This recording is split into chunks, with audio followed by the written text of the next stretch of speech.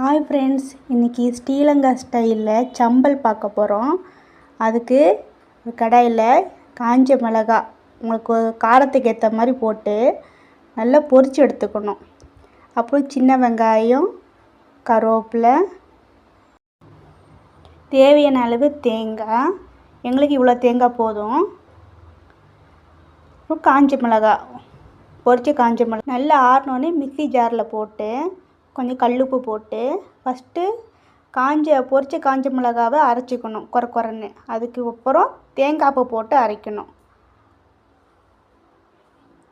அதுவும் நல்லா கலந்து அரைஞ்சதுக்கப்புறம் கருவேப்பிலை போட்டு நல்லா அரைக்கணும்.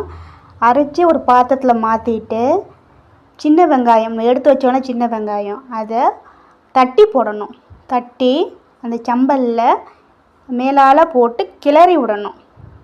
அப்புறம் சூடாக தோசை ஊற்றி சம்பலை வச்சு சாப்பிட்டிங்கன்னா